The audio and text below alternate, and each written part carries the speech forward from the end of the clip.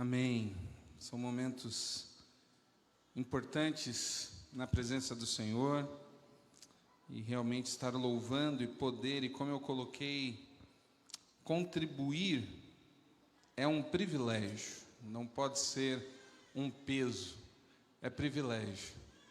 E brincando aí, né, hoje não me sinto tão só com relação à camiseta, fico feliz de ver tantos com as camisetas e também dizer que fiquem tranquilos, porque é o último domingo que prego com essa, tá bom? Porque eu assumi o compromisso com alguns, né? Nós combinamos de estar todos os domingos com a camiseta, e eu estou aqui finalizando o meu compromisso. E alguns já, pastor, todo domingo. Eu falei, calma, é só durante a campanha. Mas foi um semestre.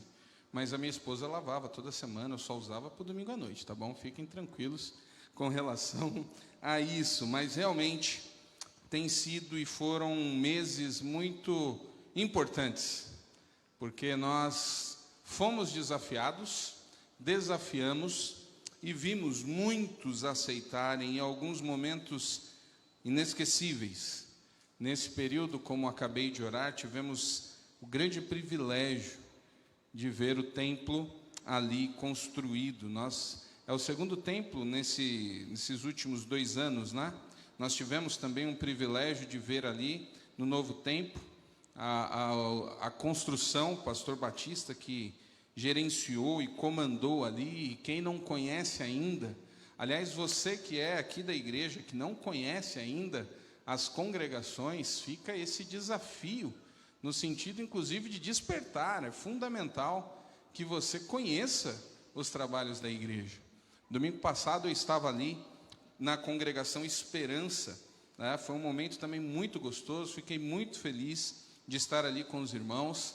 Nós temos ali o irmão Edson e a sua esposa, né? A gente comenta, como temos alguns, nós temos comentado, a gente falava o Edson do shopping, né? Ele não está mais no shopping, aí a gente pega a referência da turma, é o Edson da Sara, então, né?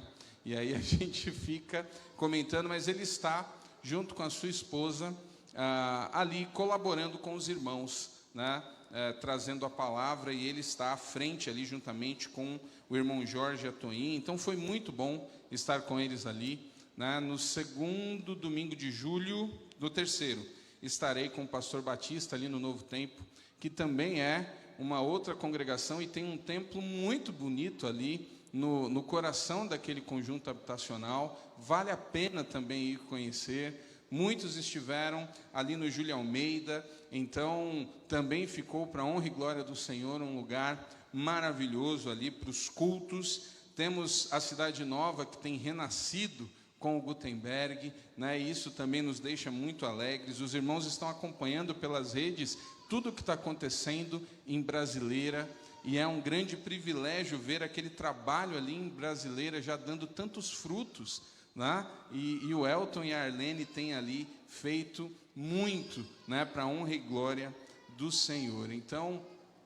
nós ficamos felizes, porque podemos perceber o que Deus tem feito, não apenas aqui, mas na vida da igreja como um todo, né? Das congregações também. Então, glória a Deus por isso. Nós estamos encerrando o projeto Ageu, e é óbvio que nós vamos ler então um texto de Ageu. O livro é um dos menores da Bíblia.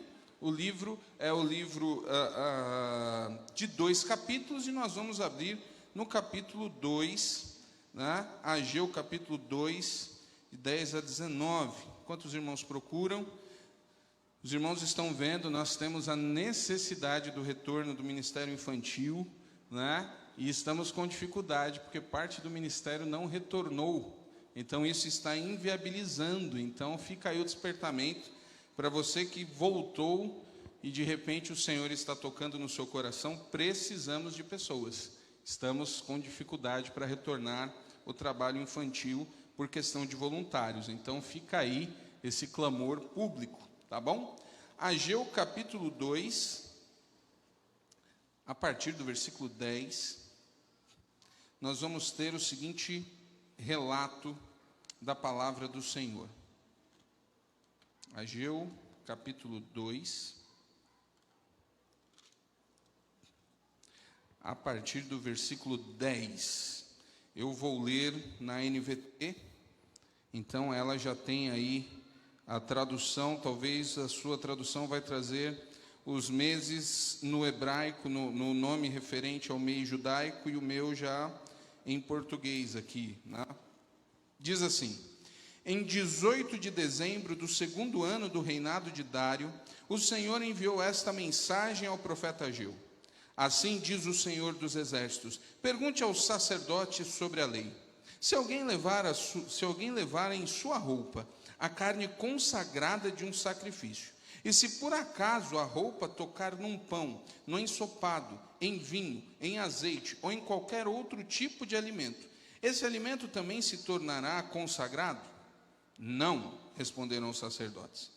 Em seguida, Ageu perguntou: se alguém se tornar cerimonialmente impuro ao tocar num cadáver e depois tocar num desses alimentos, o alimento ficará contaminado? Sim, responderam os sacerdotes. Então Ageu disse: é o que acontece com esse povo e com esta nação, diz o Senhor. Tudo que fazem e oferecem é contaminado por seu pecado. Vejam o que estava acontecendo com vocês antes de começarem a lançar os alicerces do templo do Senhor. Quando esperavam uma colheita de 20 medidas, colhiam apenas 10. Quando esperavam tirar 50 medidas das prensas de uvas, tiravam apenas 20. Enviei ferrugem, mofo e granizo para destruir tudo que vocês trabalharam para produzir. E, no entanto, vocês não voltaram para mim, diz o Senhor.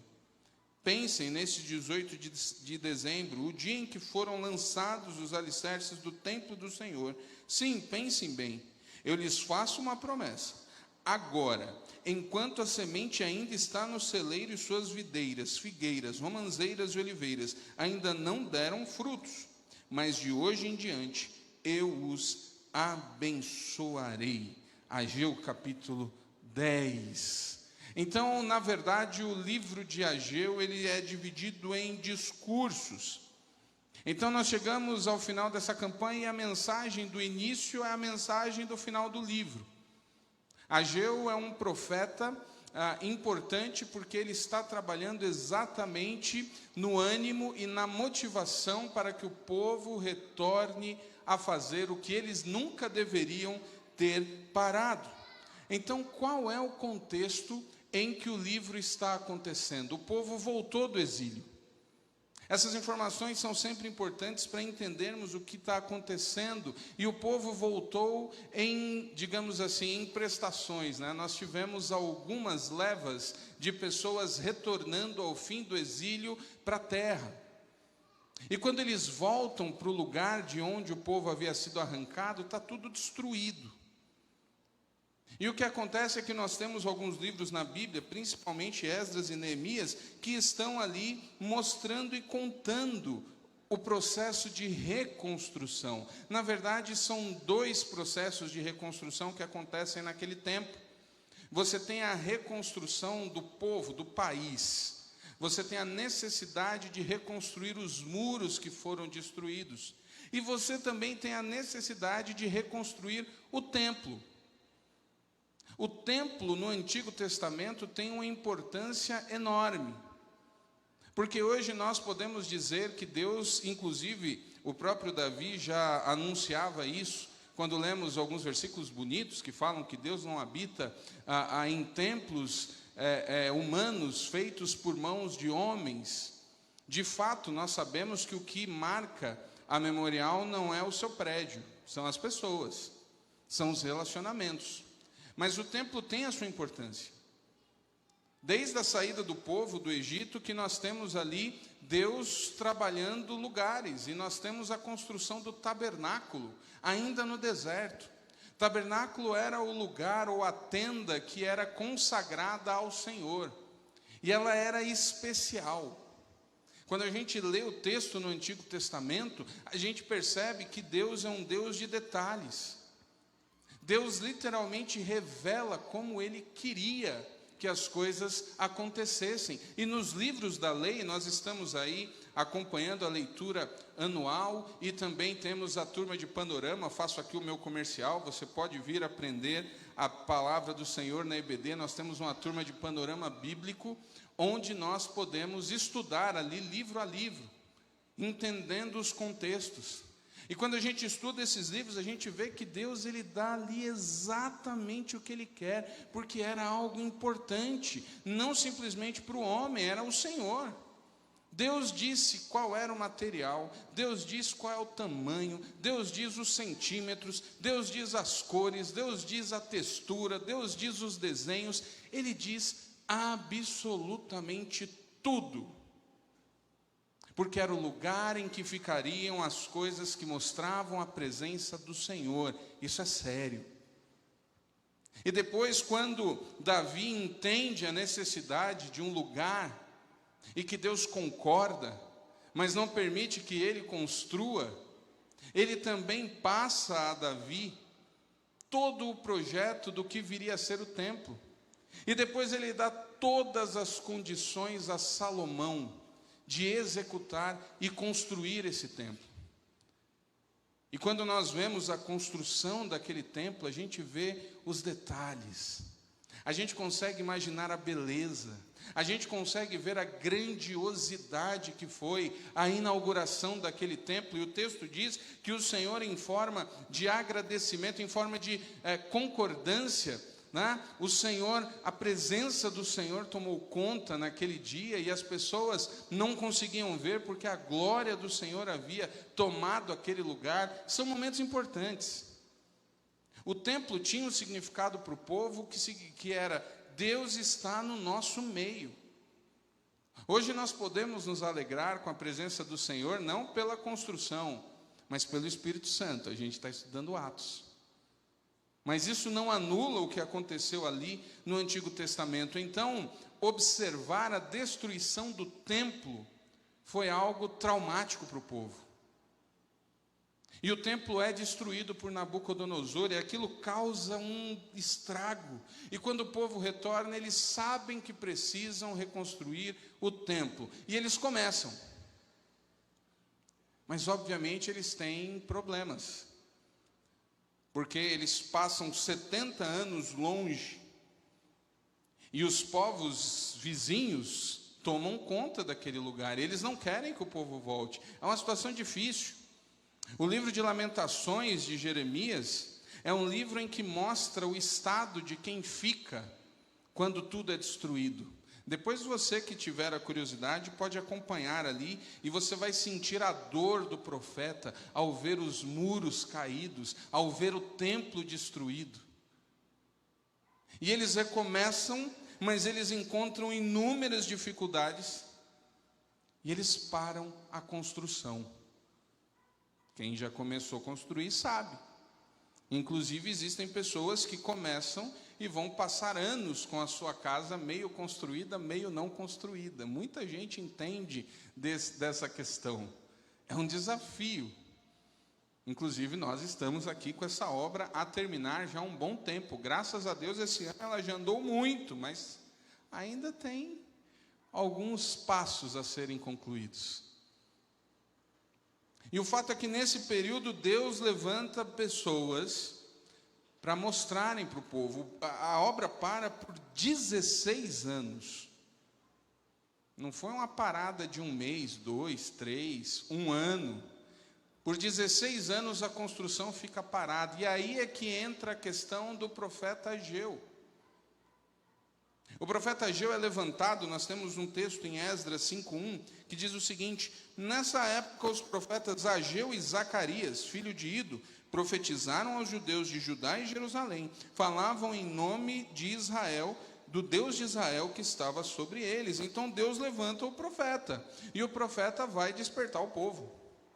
Espera aí, gente, tudo bem que a gente teve problema lá atrás, tudo bem que os inimigos se levantaram e desanimavam, e o povo ficou com medo, faltou dinheiro, teve uma série de coisas, mas já são 16 anos. E qual é o grande problema do povo? O povo havia trocado a sua prioridade. Eu falei sobre prioridade aqui na abertura da campanha. Eu não sei dizer, não sei se alguém do conselho sabe, quantos meses nós estamos, se é 3 meses, eu não consigo lembrar. São só 2 meses? Olha, depois a gente conta os domingos ali, eu acho que foi um pouco mais, né? Mas enfim, nós estamos aí esse período falando disso, falando dessa campanha e falando sobre prioridade. Prioridade é aquilo que vai dirigir o que você faz. Inclusive o pessoal fala, fulano não tem prioridade. Na verdade ele tem, pode ser errado. Nós fazemos o que nós entendemos que é o principal. O problema é quando isso é equivocado. O problema é que quando a gente olha e começa a fazer algo que não deveria ser a prioridade, mas ela representa o que está no nosso coração, e isso não falha. Esse é um espelho que não tem como refletir errado. E o que aconteceu, e nós vemos no início do texto, que está ali, no capítulo 1, né? Você lê o capítulo 1, Ageu ele tem um discurso muito certeiro. Ele deixa bem claro, ele fala assim, vocês pararam a construção do templo do Senhor e foram construir as de vocês. Vocês estão aí construindo casas enormes. Esse é o texto, viu gente? Calma aí se alguém está construindo sua casa agora. Não, é o texto falando daquela época, tá bom? Mas o profeta está dizendo, vocês estão aí cuidando da vida de vocês, vocês estão aí fazendo as coisas, os negócios não pararam, as coisas estão acontecendo e o templo está parado. A pregação de Ageu é essa, e Ageu é um profeta que tem um foco exclusivo, Ageu e Zacarias. O povo precisava entender a prioridade do Senhor. E no final do capítulo 2, esse capítulo que foi lido, nós percebemos o seguinte: Deus havia decretado juízo sobre a vida do povo. Hoje de manhã, na classe de Panorama, nós estudamos, nós vimos 2 livros. Nós vimos um resumo ali do livro de Juízes e o livro de Ruth. O livro de Ruth acontece no pano de fundo de Juízes. Ruth e Noemi, essa história maravilhosa, acontece naquela época dos Juízes.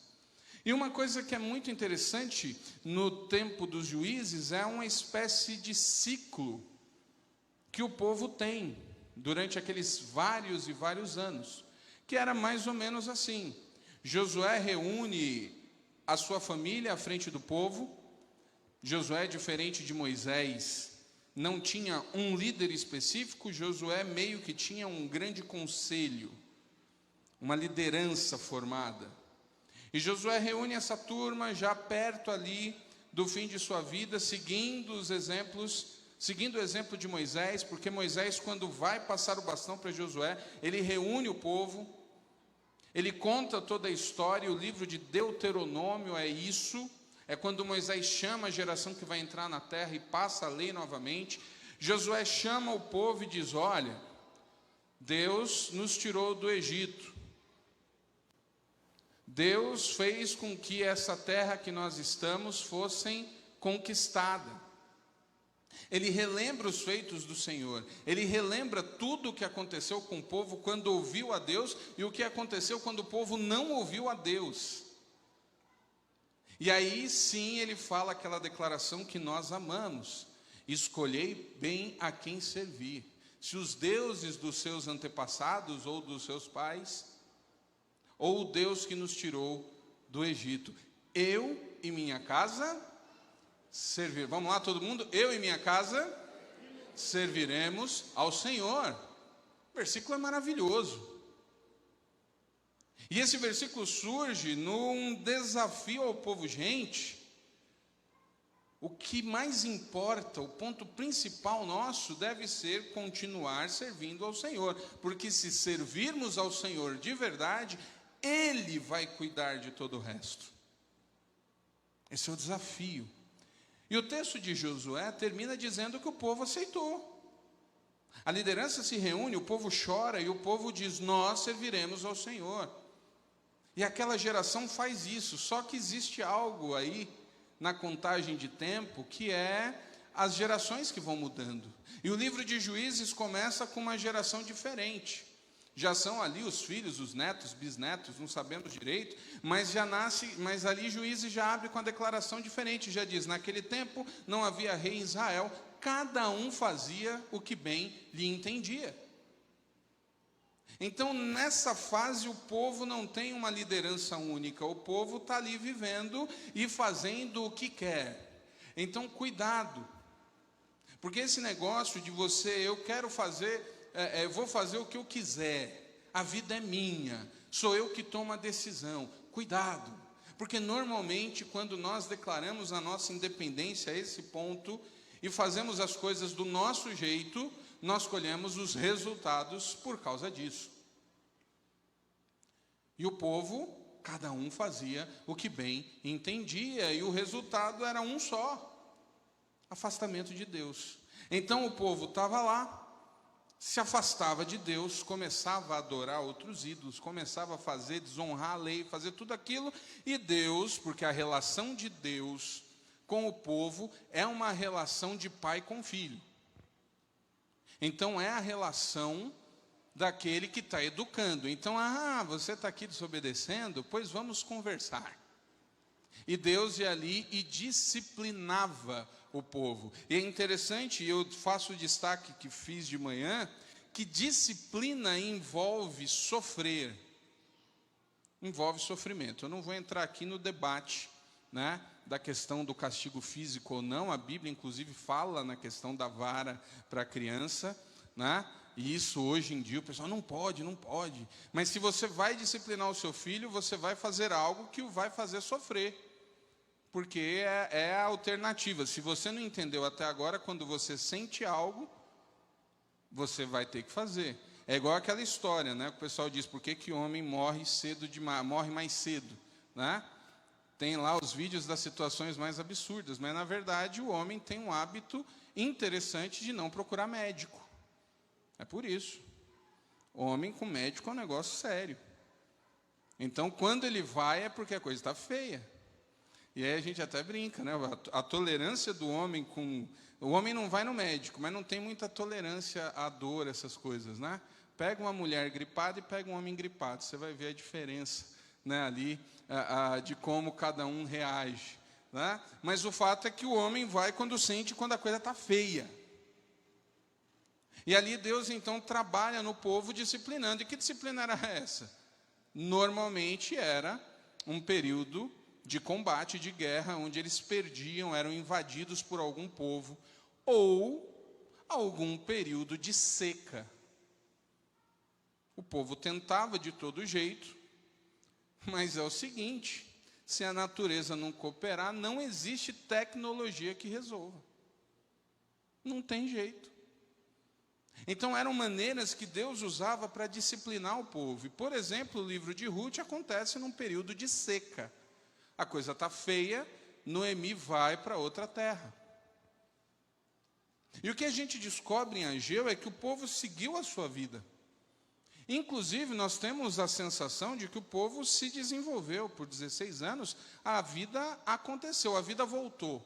A gente está ouvindo muito dessa expressão, né? A vida voltou, a vida seguiu.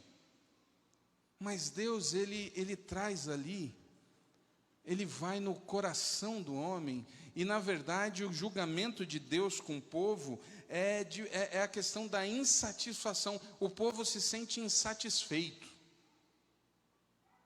Porque o texto no capítulo 1 e nesse aqui, dá a entender o quê? Eles planejam, eles plantam, eles colhem, mas não dá. Então o povo era profundamente insatisfeito. Ageu no capítulo 1 tem 2 versículos, o 5 e 6 diz assim: assim diz o Senhor dos Exércitos, vejo o que tem acontecido com vocês. Plantam muito, mas colhem pouco. Comem, mas não se saciam. Bebem, mas ainda têm sede. Vestem-se, mas não se aquecem. Seus salários desaparecem como se vocês os colocassem em bolsos furados. Eu não vou pedir para quem sente esse tipo de coisa levantar a mão agora, porque isso poderia causar assim uma grande movimentação, mas é mais ou menos aquela. Alguém aqui já passou pela sensação de trabalhar muito e ganhar pouco? Será se existe alguém que ainda vive isso hoje? Aquela coisa de que não dá, Não importa o que você faça. Só que aqui não está no sentido de um povo que ganhava uma miséria, porque tem isso, é óbvio. Se você tem uma despesa de 5.000 e você ganha 2, e não tem administração que resolva. Você está enrolado. Mas existe muita gente que tem condições e que também vive numa situação de misericórdia. E a tendência humana. Dificilmente você encontra alguém que diz, estou satisfeito com o que eu ganho. Porque normalmente, quando nós chegamos em um nível, nós continuamos olhando para cima. E sempre vai ter algo para você olhar para cima e para baixo. Não existe nada que não possa piorar. E não existe nível que você chegue que você se sinta, não, agora sempre tem algo a mais. Sempre vai ter algo que você não dá conta de comprar e você vai querer comprar. É a tendência humana. E o texto diz que esse sentimento, isso que acontecia com o povo, era provocado pelo Senhor. Em outras palavras, Deus deixou de abençoar aquele povo. E o povo não percebia. O povo havia ignorado, o povo estava construindo sua casa, estava fazendo as coisas, e as coisas de Deus estavam ficando ali. Isso é sério. Isso dá então o sentimento de não estar completo, e a gente vê muita gente assim nos dias de hoje. É por isso que muita gente hoje acaba ficando e se sentindo deprimido. Ele tem as coisas, ele tem as oportunidades ali, mas está faltando. Com o povo, naquele tempo, nós descobrimos que Deus estava tratando. O povo se sentia mal. E aí o profeta entra. Está na hora de mudarem a prioridade de vocês. Está na hora de entenderem que ou vocês voltam a ter a prioridade. Queridos, como povo de Deus, nós não temos a opção de dar prioridade a Deus. Ou nós damos a prioridade ao Senhor, ou nós não somos o seu povo. É o que o Senhor nos pede, é o que Jesus vai falar lá no Novo Testamento. Buscai primeiro o reino de Deus e a sua justiça. E as demais coisas, o que vai acontecer com as demais coisas? Vos serão acrescentadas. E aí a gente começa a entrar no grande problema. Nós não acreditamos nisso. Esse é o grande problema do ser humano. Ele não acredita que Deus vai realmente cuidar da sua vida. E como não acredita, ele continua puxando as rédeas. É isso que acontece comigo e com você. Não, Deus cuida da gente, mas espera aí, deixa eu garantir o meu aqui. É essa briga. E era isso que Deus estava ensinando o povo, eles não eram abençoados, isso é o juízo. E no capítulo 2, ele retoma isso, vocês estão esperando a colheita, hein? Mas a colheita não vai vir. Vocês não vão colher o que vocês estão plantando, enquanto vocês não escutarem. Isso é juízo. O povo estava sendo disciplinado. E aqui de novo eu vou marcar esse detalhe. Era o povo, hein? Isso aqui não é palavra para ímpio. Isso aqui não é palavra para não crente. Isso aqui é palavra para crente, hein? Era com o povo. Deus não espera prioridade de quem não é. Deus está tratando os seus. Na escola dos seus filhos, você não está preocupado com a educação de outro. Você está lá querendo que o seu filho aprenda, o seu. E aqueles que têm a bênção de ter plural, os seus. Deus estava ensinando o seu povo. E Ageu tem uma grande bênção, porque Ageu é um dos poucos profetas que tem o privilégio de ver o povo atender à pregação.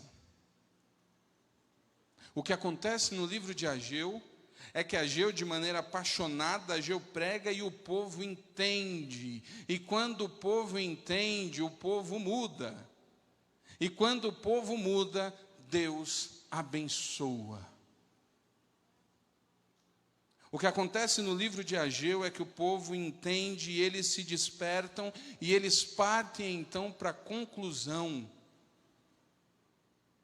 do templo. Eles não conseguem construir o templo na grandiosidade de Salomão. Era um outro tempo, e Deus não estava esperando o mesmo luxo de Salomão. Salomão é o rei do maior esplendor da história do povo. Mas é justamente nesse contexto que nós temos um versículo que muita gente usa errado, que diz que a glória da segunda casa será o quê? Maior que a primeira. Sabe por quê?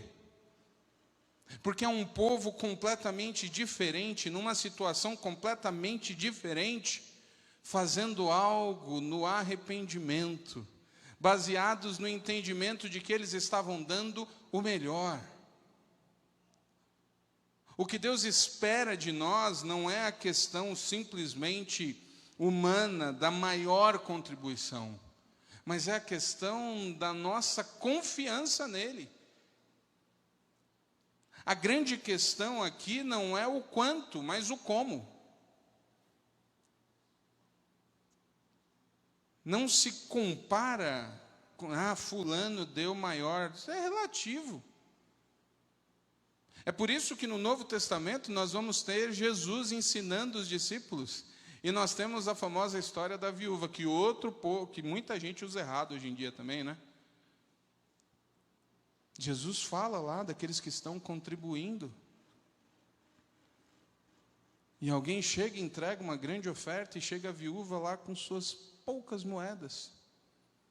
A questão não era a quantidade, porque financeiramente falando o outro tinha dado mais, mas a viúva tinha dado tudo. Isso aqui não é para dizer que é quem dá tudo, como tem gente que prega, e esses vão se acertar com Deus.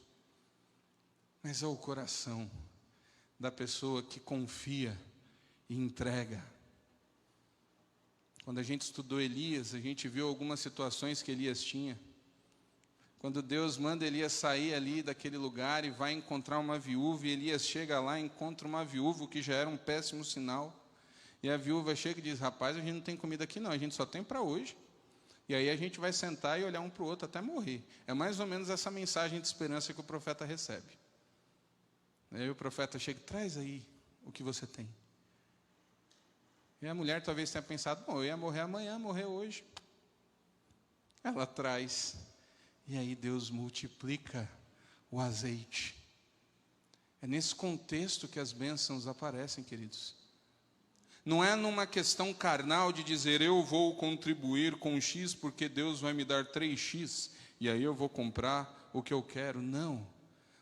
É na confiança de estou entregando o que eu posso ao Senhor porque Ele cuida de mim. Não me fará falta. É isso que o profeta está mostrando. E é um pouco complicado, porque toda vez que a gente tem que falar a respeito de algo que envolva dinheiro, existe um certo desconforto. Algumas pessoas nem gostam. Pastor, precisamos tomar cuidado para não virarmos como são essas igrejas. E existe uma diferença grande. Só que aí quando a gente pensa e analisa melhor, a gente vai ver que Jesus não tinha problema algum em falar em dinheiro. 30% do ensino de Jesus nos evangelhos está associado a questões financeiras. 30%. 30% não é muito. Pega 30% do teu salário e dá para o imposto de renda. Aí você me diz se é muito ou não. 30% do ensino de Jesus envolve dinheiro. Sabe por quê?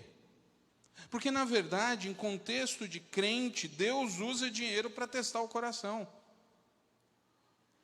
O dinheiro na sua e na minha vida é um grande termômetro. E que isso, pastor? Vai ficar falando essas coisas aí? Sim, porque o dinheiro, nós usamos e gastamos o dinheiro no que está o nosso coração. Não é, eu não quero pagar essas contas. Você não quer pagar a conta. Mas o que gerou a conta você quis fazer. Eu não gosto de pagar cartão de crédito, mas comprou. Ah, mas é a luz. Gastou.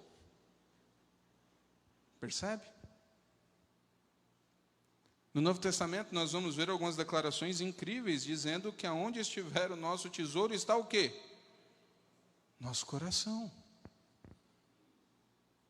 Jesus fala, e o Antigo Testamento também, de dinheiro, porque o dinheiro é a maneira direta de descobrir quem você realmente ama. E esse é o grande ponto da mensagem de Ageu. Esse é o grande ponto do ensino de Jesus com relação ao dinheiro. É por isso que nós temos algumas declarações pesadas de Jesus. Por isso que Jesus diz que é mais fácil um camelo passar numa agulha, e aí a pessoa discute, não, mas aí a agulha era o portal que tinha, não interessa, era difícil de qualquer jeito, do que um rico entrar no reino do céu. Não é porque Deus não gosta de rico, não. É porque o coração que é envolvido pelo dinheiro, ele se perde. Ele se perde. E ter o coração dominado pelo dinheiro não é sinal de ter dinheiro. Na verdade, isso também pode ser o contrário. Eu tinha um professor que falava, porque ele dava aula de uma matéria que eu fiz ligado à economia, e aí ele falava engraçado, falou assim, vocês acham que eu falo muito de dinheiro, né? Viva sem, para ver o que é que você fala. Dinheiro. O Senhor nos dá oportunidades como essa, para que nós possamos de fato entender onde está o nosso coração. E seja sincero. Infelizmente a gente vive num mundo onde as pessoas querem, elas correm atrás da sua bênção. E isso envolve questões financeiras. E às vezes você fica ali, poxa, por que Deus não me abençoa com isso ou com aquilo? Por que eu não consigo determinadas coisas? Já parou para pensar, por que Deus daria mais dinheiro a você? Para você gastar mais com coisas que estão longe de serem consideradas prioridades para o Senhor? Já parou para pensar nisso? Por que o Senhor vai te dar uma condição melhor se na hora que a coisa melhora um pouquinho, a primeira coisa que você faz é se desligar, se afastar, tirar um tempo para você? Você acha mesmo que Deus vai permitir que você se perca? Às vezes a gente não entende como o nosso coração está longe de fato estar rendido ao Senhor. E é por isso que generosidade está tão em falta nos dias de hoje, porque nós não confiamos e a gente quer segurar. Então eu consigo recursos para tudo o que eu preciso, mas eu acho pesado dar um dízimo, uma oferta. Porque na nossa cabeça, e alguns ainda falam, Deus não precisa. Briga com o Senhor sabe que Deus não precisa, mas você precisa e eu preciso aprender a dar. Aprender a ser generoso, porque isso envolve despreendimento. Isso envolve entendimento real de Deus à nossa frente. E se você não tiver isso, o Senhor vai ficar te segurando. E aqui eu não estou falando que você tem que dar mais para receber mais, não. Deus vai tratar o teu coração. Porque a gente só chega no céu, você só vai para o céu, se no seu coração a prioridade for o Senhor. Se você estiver mais preocupado com as coisas desta vida, se você estiver focado em fazer as coisas aqui, você talvez consiga. Porque o texto diz que o povo construía as casas, e eram casas bonitas. Mas o povo não conseguia se sentir satisfeito. E aí brigar com a insatisfação no coração, olha, você pode passar a vida fazendo terapia. Você pode passar a vida tomando remédio. Você não vai resolver. Porque insatisfação do coração quem tira é o Senhor, através do Espírito Santo. Através de ensino. Através da dependência. O texto termina com a declaração que diz o seguinte, versículo 19: eu lhes faço uma promessa agora. Enquanto a semente ainda está no celeiro e suas videiras, figueiras, romãzeiras e oliveiras ainda não deram frutos, mas de hoje em diante eu os abençoarei. O Senhor volta a abençoar esse povo, não é porque eles deram uma oferta, é porque eles entenderam que existia algo a ser feito. É porque eles entenderam que eles haviam deixado literalmente a casa do Senhor para cuidar dos seus próprios interesses. E eles mudaram. As pessoas falam muito no perdão e às vezes a gente se dá com essas situações. E essa semana mesmo uma pessoa falou para mim, a gente tem que aprender a perdoar e seguir. É verdade, mas existe uma questão muito importante no perdão, principalmente no que diz respeito nosso com o Senhor, é que perdão divino requer algo. A Bíblia diz que não existe pecado que o Senhor não possa perdoar. Amém? Amém, graças a Deus. Não existe besteira que você tenha feito na tua vida, que eu fiz na minha, que Deus não possa perdoar. O Senhor perdoa. Mas existe um detalhe fundamental, pequenininho, mas que faz toda a diferença. Para que haja o perdão do Senhor, é necessário que haja arrependimento. O que marcou o povo não é que, então quer dizer que é que o povo deu dinheiro. Não, o povo entendeu. O povo entendeu que a prioridade precisava ser o Senhor. O objetivo principal, e é claro que se nós fizermos uma campanha, é porque nós precisamos, e eu já digo para os irmãos, ainda, a gente tem a música ainda que a figueira não floresça, todavia, eu já estou profetizando, e não é sendo pessimista, mas mesmo que aconteça, e eu posso dizer um milagre, porque eu tenho acompanhado aí como estão as coisas, mesmo que essa noite o Davi chegue para mim e fale, pastor, passamos. Eu já digo para os irmãos que não cobre metade do débito. Coisa séria. Porque muita coisa subiu. E o Senhor deu condições a algumas pessoas de irem abençoando. Mas tudo tem um limite, A gente não pode fazer as coisas confiado que fulano vai cobrir. É a igreja que tem que arcar. O objetivo principal dessa campanha é que você e eu entendamos a necessidade de fato ter o Senhor como prioridade novamente nas nossas vidas. Eu tenho pregado sobre isso. A gente vive uma época em que muita gente se levanta e diz, eu preciso de um tempo para mim, pastor. Não dá não, já fiz muito, já trabalhei. Rapaz, é sério mesmo que você acha que independente que você tenha trabalhado 20 anos, você tem coragem de dizer para o Senhor que salvou a tua vida, que vai te levar para a eternidade, que 20 anos, estou sendo muito generoso, falar uma pessoa que se dedica a 20 anos e chega e diz, não quero mais, normalmente é menos. Não, estou cansado. Você está cansado do quê, querido? Porque o trabalho só para no céu. Moisés começa a liderar o povo com 80. Josué está lá no meio da batalha. Josué começa a guerrear com quase 50. Quando a gente diz que quer um tempo para a gente, para cuidar, você tem coragem de falar para Deus que quer um tempo para pensar em você, para cuidar das suas coisas?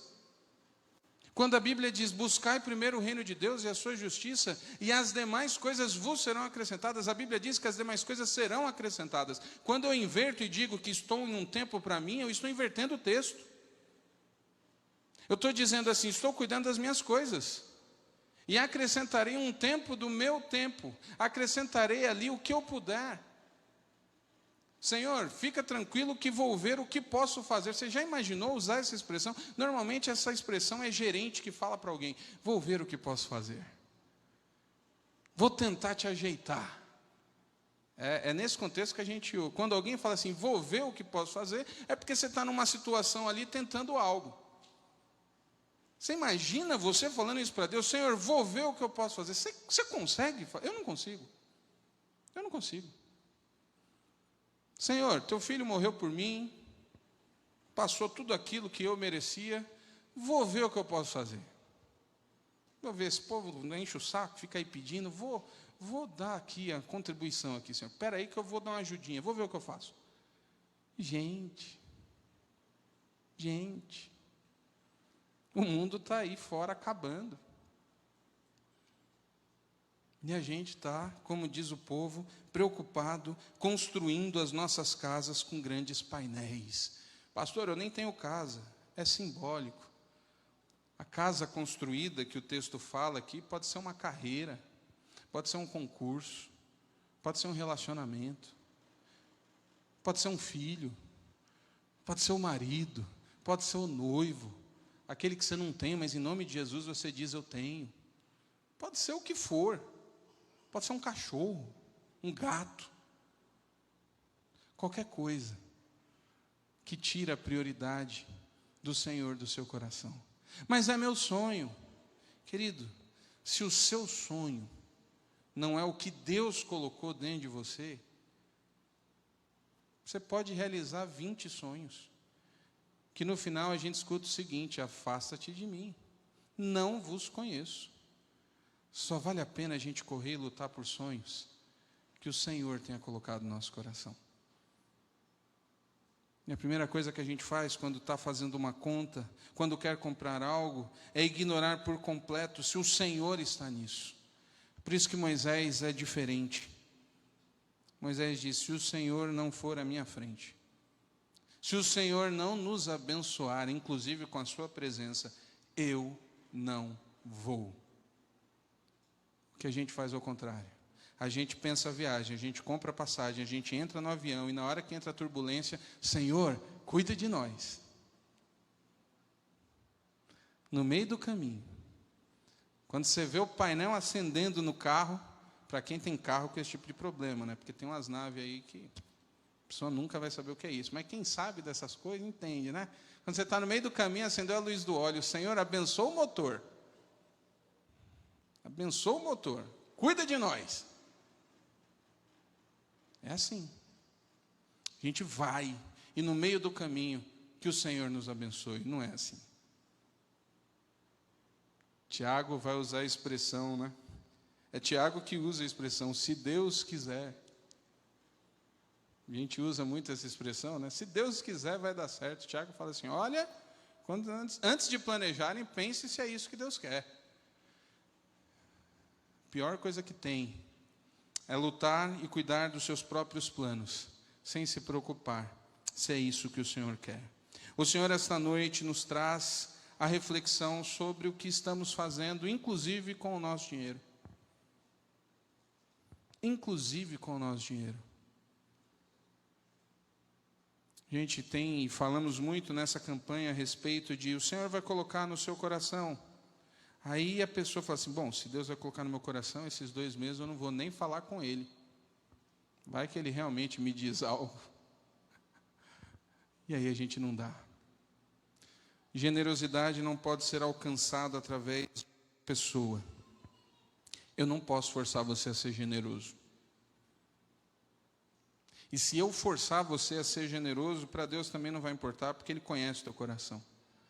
Na verdade, o que nós precisamos todos é refletir a respeito da confiança que temos ou não no Senhor, a ponto de ofertar, a ponto de dizimar. Porque os outros não são problema nosso. Tem gente que faz errado, que fala errado, tem, mas eu respondo por mim. Você responde por você.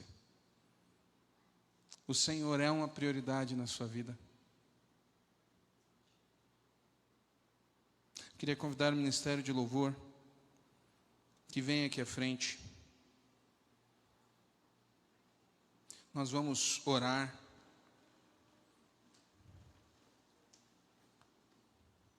Nós vamos fazer essa campanha como fazemos todas as campanhas.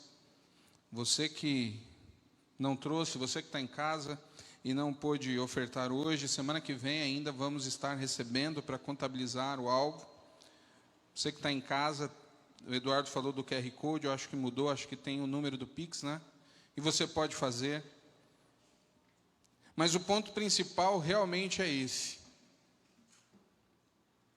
Às vezes a gente fica triste porque a gente observa. E aí até por uma questão administrativa, né? Os irmãos sabem, nós temos um controle. Aqui não tem esse negócio de ficar olhando lista e tal, mas a gente tem um controle. E a gente também sabe, a gente consegue ter uma ideia da necessidade real da comunidade. Ou seja, nós temos mapeados os irmãos que estão passando dificuldade nesse período. O Ministério de Ação Social tem distribuído as cestas. A gente está sempre conversando, ajudando aqueles que estão com maior dificuldade. A gente sabe quem está em dificuldade, precisando da ajuda, e quem está apenas sendo omisso. Temos pessoas que, na verdade, até foram abençoadas nesse tempo de pandemia. Tem gente que as coisas até melhoraram. Mas nem todos conseguem entender ou estão realmente convictos do compromisso que assumiram. É o Senhor quem trata. Quero convidar você a fechar os seus olhos. Que você esteja colocando diante do Senhor, sendo bem sincero. Seja sincero e procure saber se a sua contribuição nessa campanha, ela reflete realmente o que você pode fazer. Se de fato você tem desfrutado de um coração generoso que confia no Senhor. E o incrível é que o Senhor nos dá sempre oportunidades. Então, se você percebeu que na verdade a generosidade está longe, se você tem um problema nessa área, você precisa assumir para o Senhor e pedir para que Ele tenha misericórdia e mude. Mas é necessário reconhecer. O Senhor não é contra, o Senhor não quer que você viva infeliz, sem fazer nada, muito pelo contrário. O problema é que a gente minimiza, a gente acha que o acrescentar é miserável, é algo miserável.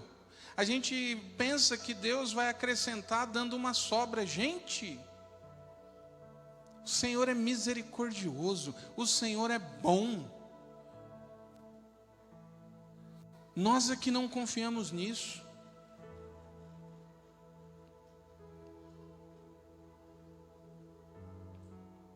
Então, se você entende que Deus está falando com você essa noite, peça perdão. Porque a Bíblia diz que um coração quebrantado e arrependido, Deus acolhe. E tenha certeza que Ele vai tratar isso no seu coração. Mas é importante você entender que tem um problema.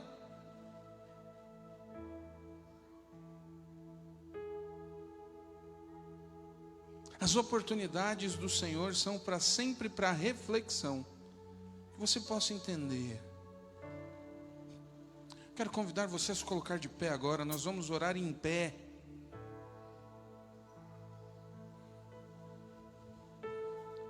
Se você estiver sendo sincero, o Senhor já está tratando o seu coração. Pai, louvado seja o teu santo nome. Nós esta noite finalizamos uma campanha, mas entendemos que essa campanha tem como objetivo maior do que a questão financeira, que nós precisamos muito. O Senhor sabe, o Senhor tem observado e nós estamos constantemente clamando a tua misericórdia. Nós vivemos aqui com essa preocupação muitas vezes e graças ao teu infinito amor, o Senhor continua nos surpreendendo com a tua bondade, mas nós sabemos que essa igreja pode muito mais. Sabemos que muitas pessoas estão adormecidas. Sabemos que infelizmente a indiferença tem sido uma arma poderosa do inimigo. E muitos corações estão com esse problema de indiferença, estão gelados.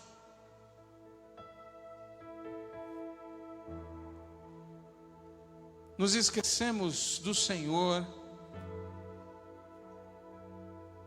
Nos esquecemos da tua bondade, da tua fidelidade, e muitos estão em busca dos seus próprios sonhos, dos seus próprios projetos. E a nossa oração é que o Senhor, através do teu Santo Espírito, esteja novamente despertando pessoas que estão aqui esta noite, que estão acompanhando essa transmissão, que estão vendo em um outro horário. Pai, traz novamente despertamento aos teus filhos, porque sabemos que essa palavra é para a igreja. E aqueles que estão acompanhando, que ainda não têm uma relação com o Senhor, que eles entendam que de fato não há nada melhor do que buscar primeiro o teu reino. Pai, se existem corações aqui esta noite, eu sei que existem, que estão entendendo e estão arrependidos, que eles sintam a alegria de saber que o Senhor dá novas oportunidades. Temos tantas coisas, Pai, para fazer, tantos ainda para alcançar. Que os teus filhos e filhas se despertem pelo poder do sangue de Jesus. Ajuda-nos como igreja a sermos uma igreja generosa, no sentido de que temos sempre tempo e recursos para a tua obra. Fala com a tua igreja, fala com os teus filhos. Louvado seja o teu santo nome, louvado seja a tua santa palavra. Assim nós oramos, no nome precioso de Jesus. Amém, amém, amém. Confie no Senhor, confie, busque primeiro o reino de Deus e a sua justiça, e saiba que o Senhor é quem vai cuidar de você. Nós vamos louvar agora, nós vamos cantar Caminho no Deserto. E o deserto tem a tipificação na Bíblia da dificuldade, da luta. Sabe o que acontecia no deserto? Sabe o que acontecia quando o povo caminhava por aquele deserto? Era Deus que cuidava. Deus não deixava aquele povo passar